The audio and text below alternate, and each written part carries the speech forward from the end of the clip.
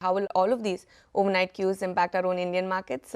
We have a research team joining in with us to tell us what the trade setup looks like and the stocks that are likely to be in the news. Let me first start off by talking about how our own Indian markets shaped up yesterday. It was a modest start in the green. Nifty closed at day's low, snapped a two-day gaining streak. The Nifty continues to, trade in a very consolidated range. If you look at how the range has shaped up over the last week, that table will come up for you on the screen. For now, it's ranging between 130 to 150 or 160 points. The bank and IT were the biggest laggard in yesterday's trading session. Tech Mahindra, IndusInd Bank, Infosys, Wipro were some of the top losers in today's trading session.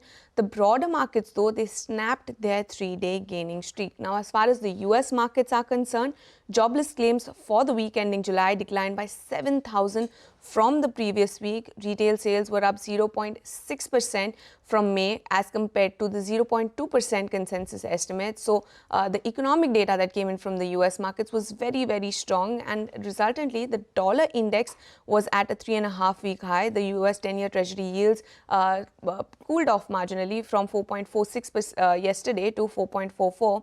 And the US markets resultantly also saw a very good session in yesterday's day. As far as today's trading session is concerned, we'll be keeping an eye out on result reactions, especially from Axis Bank as well as Wipro. Apart from that, keep an eye out on LTI Mindtree and Indian Hotels. These other counters will also be reacting to their respective set of numbers.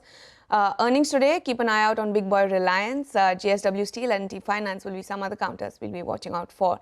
As far as board meetings are concerned, take a look at Spandana Spurti. A board meeting is scheduled today to consider fundraising, and Motherson Sumi Wiring also, it happens to be the ex-date for bonus issue in the ratio 1:2. So that is how the trade setup looks like. But Mangalam is now joining in with cues from the F&O space. Mangalam, what are you picking up? Good morning. So, if you look at the yesterday's move, it is more of consolidation towards the lower end of the trade in which the Nifty has been trading. So, we've been consolidating lower after having consolidated higher as well.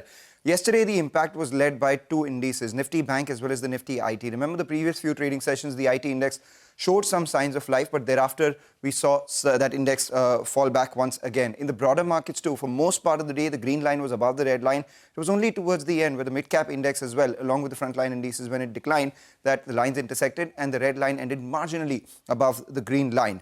We spoke about the Nifty Bank as well as the Nifty IT index, the two stocks I'll be watching out for, which impact both these indices. We have Wipro, weak results coming in, Axis Bank, weak results coming in as well. How much of that is in the price, or do we see some more fall, is something we'll watch out for. The FIs, they continue to sell in cash market. They sold about 3,700 crores yesterday.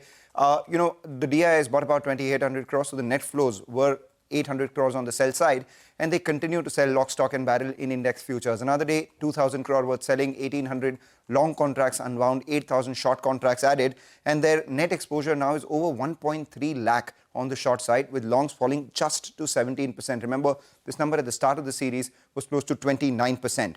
The option writers are still hoping for the range to continue. That's why we've seen writing at the 25,200 call, the 25,300 call, both of them having a premium between 150 rupees, and at the lower levels, 25,200 put and 25,100 puts, both of them a premium between 100 to 150 rupees are in focus. What does this basically imply? That option writers aren't expecting the range to break. The range being support at 25,000 to 25,050, resistance coming in at 25,300 to 25,350. Remember, for Nifty, between 25,300 to 350 is the 20-day moving average, exactly at 25,325. And the Nifty Bank was interesting yesterday, broke below the 20-day moving average. Can it go ahead and reconquer that today or not is something we'll be watching out for. RBL Bank, the stock which exited F&O ban yesterday, has re-entered F&O ban, so watch out for that. Well, thanks for that comprehensive roundup, Mangalam.